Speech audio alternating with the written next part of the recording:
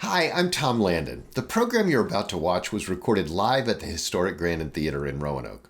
Since we started the Echo Channel, we've made every effort to record as many Hoot and Holler storytelling shows as we can. If you appreciate seeing programs like this one and the fact that we make them available online and on demand to a global audience, I hope you'll consider supporting Blue Ridge PBS by becoming a member. These programs aren't cheap to produce, and we're actively seeking underwriting to support the recording, editing, and distribution of Hoot and Holler so that we can continue to make these heartfelt and personal tales available to those who are unable to attend them live. If you'd like to learn more about sponsorship, please drop me a line by email at tlandon@blueridgepbs.org. And enjoy the show. Blue Ridge PBS and Echo present Hoot and Holler, a live storytelling event recorded at the historic Grandin Theater in Roanoke, Virginia.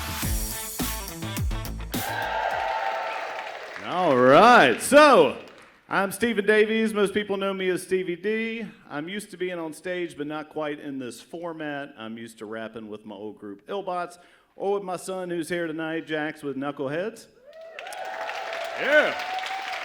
So if y'all could do something to make me feel a little bit more comfortable up here, I'd greatly appreciate it. Will y'all do a little hip-hop exercise with me real quick?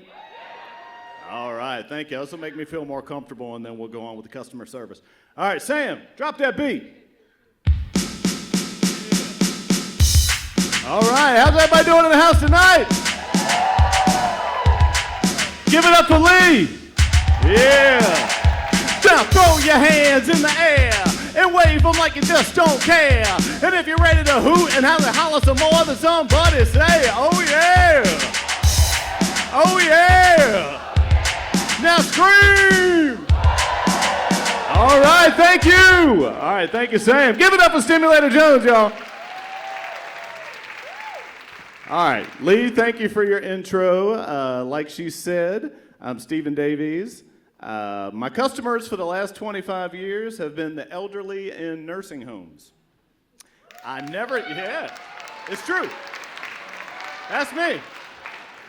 I never thought I'd work in nursing homes in a million years when I was younger. I thought those places smelled like pee. So I had a friend in college who talked me into it, and I have done it ever since for 25 years, and I have loved it. Now, what people tend to picture with nursing homes is that they're sad, depressing places where the elderly sit around and wait to die.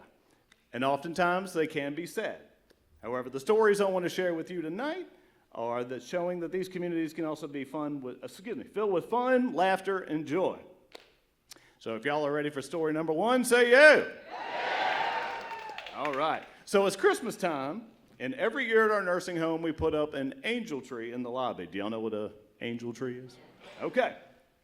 So the angel tree would have the names of residents on it, and the staff could pick a name off the tree to buy a gift for. The name I picked was for one of my favorite residents ever, Carly. Now, Carly wasn't her real name. I can't say her real name. Her real name was Cordy. Carly was ridiculously hilarious. A lot of times residents will make jokes, and I would politely laugh to make them feel better. Carly was genuinely funny and would have me rolling on the floor with stuff she'd say. Usually when I'd go visit her and ask what she was up to, she would say, burping and farting. And I would say, same. So I had no idea what to get Carly for Christmas. Most of the residents wanted the same typical old lady gifts, whether that's blankets, slippers, pain pills, golden bingo cards, a date with Frank Sinatra, something like that. So I had no idea what to get Carly for Christmas. So I went into her room to ask what she wanted. She was in there with her feet propped up, eating a pimento cheese sandwich. Now, she ate pimento cheese sandwiches all day long. I used to tell her that because she ate so many of them, I thought she had worms. And one day when I was walking out of her room, I walked down the hall and I heard her under her breath say, maybe I do have worms. Anyway, I asked Carly what she wanted for Christmas, and she said, I want the same thing that I asked you for last year, Bing Crosby. Well, I couldn't find Bing Crosby anywhere, not even on Amazon, and they have everything. Team U might have it. But I thought about how she was always talking about burping and farting, And I remembered my son being obsessed at the time with the Despicable Me movies with the Minions. Now, if you don't know what the Minions are, they were these Twinkie-looking creatures who spoke their own language, and they burped and farted a lot. And they also had fart guns. So I was thinking to myself, I think Carly would love a fart gun. So Christmas Day comes, and me and the CNAs are delivering gifts to the residents. We get to Carly's room to give her gift, and I told her, I was like, I'm sorry, I couldn't find Bing Crosby anywhere, but this gift might be even better. So she opened it up and read the box, and it said, Despicable Me Fart Blaster. And she said, what the hell is this?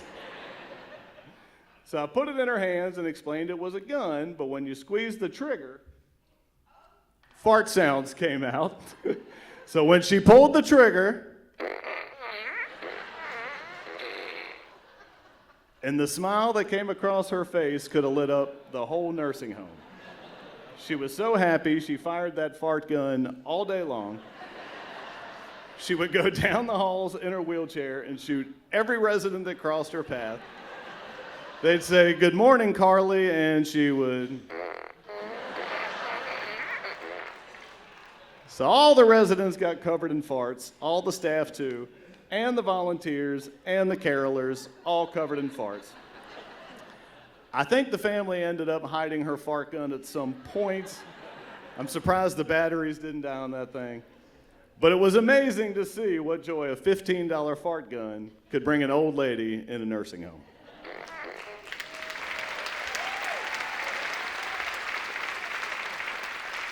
All right, y'all ready for story number 2? Say yeah. All right. Thank y'all for bearing with me on that. All right, so I started a Star for the Day program at my nursing home, which was very similar to the Make-A-Wish Foundation. We picked a resident at random every month, and we tried to do something special for that resident, just something like taking them to their favorite restaurant, something like that. So one month, a resident named Molly was picked. Her real name was Dolly. Molly couldn't really tell us what she wanted to do. However, she had an Elvis calendar hanging up in her room. So I asked her if she liked Elvis, and she said, oh yes, he's my boyfriend, but don't tell my husband. So the light bulb in my head went off, and I decided to try and get an Elvis impersonator in the building. I did a little research, and unfortunately, most of the Elvis impersonators that I found were either pretty old or pretty fat. And I didn't think that that would fool her at all. But I kept searching, and I found an Elvis impersonator in Bedford, of all places. Y'all might know this guy. He's one of the top 10 Elvis impersonators in the country. Yeah. So I called his manager, who was also his mom. and she was able to get me a date for him to come visit us at the nursing home. What a great mom. So we kept it a secret from Molly, and we brought all the residents in the dining room the day of when he was coming, and we just told all the residents that they were coming in the dining room for a sing-along. But then Elvis came in. Molly's face lit up. He was great. That's him. He looked like Elvis, he sang like Elvis, played guitar like Elvis. He was perfect. And at the end of the show, he asked, is there a Molly in the audience tonight? And of course, she raised her hand. She said, me. And so he serenaded her with Love Me Tender. She got out of her wheelchair, which made us a little nervous. Please don't fall. And she went over and started to dance with Elvis. It was amazing. But the funniest part was after the performance, Molly invited Elvis to her bedroom. And he went. His mom went with him. And then all she could say for the rest of the day was, Elvis was in my bedroom. Now, of course, a lot of the playa-hating old ladies were, talking trash. They would say, that wasn't Elvis, that was just a man in a costume, or that wasn't Elvis, that was Jerry Lewis. Molly didn't care, though. She had Elvis in her bedroom, and she wasn't going to forget that.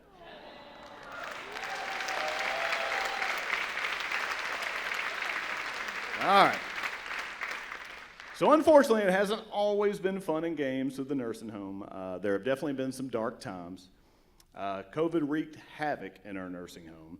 Our doors were closed for a very long time. No families could visit, no group activities, no outings. It was extremely tough. During COVID, we lost around 30 residents in a period of a month or two. But this was a time when I felt like a job like mine was so important. The staff really came together and showed compassion during this dark time. So what can you do? The residents can barely leave their rooms. No visitors can come in. How can you make the residents happy in such a dark time? So one of the first things we did was buy Facebook portals, which was similar to iPads, and they allowed us to set up video calls between the families and the residents, setting up schedules for almost every resident to make sure they all got calls with their loved ones. And at this point, the residents and family members hadn't seen each other in a long time, so there were a lot of tears when they were able to connect via these Facebook portals. We also set up hallway bingo, and the residents had to always stay 6 feet apart from each other, so we couldn't have them sitting at tables together.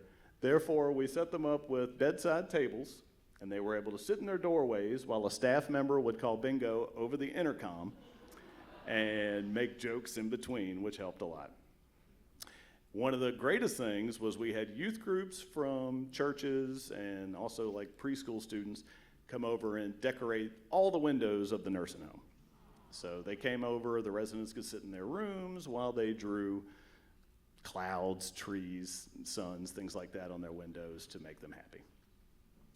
Also, Healing Strides. Do y'all know Healing Strides?